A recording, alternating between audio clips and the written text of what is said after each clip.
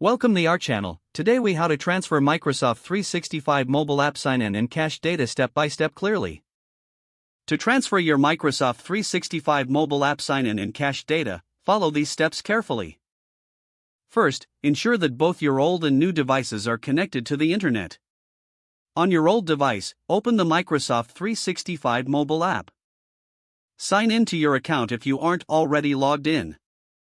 Next, go to the app settings by tapping on your profile icon, usually located in the top right corner. Look for an option labeled Backup or Sync. Initiate the backup process by following the prompts on the screen. Once the backup is complete, proceed to your new device. Download and install the Microsoft 365 mobile app from your App Store. Open the app on your new device. When prompted, sign in using the same account information from your old device. After signing in, look for an option to restore or import data. Follow the instructions to restore your backup from the old device.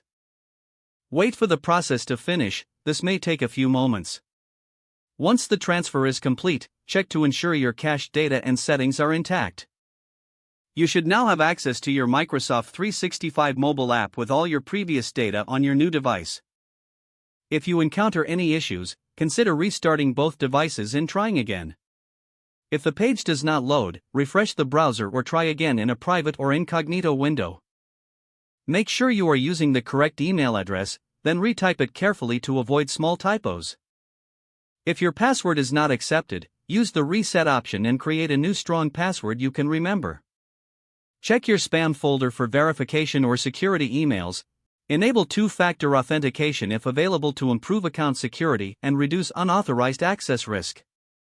After signing in, review your profile details so your contact information and settings are accurate and current. If you see an error message, note it down and try again after restarting your device and internet connection. Log out when you finish, especially on shared devices, to keep your account and payment information secure.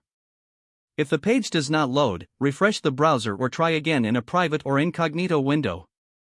Make sure you are using the correct email address, then retype it carefully to avoid small typos. If your password is not accepted, use the reset option and create a new strong password you can remember. Don't forget to like this video and subscribe to our channel for more step-by-step tech guides.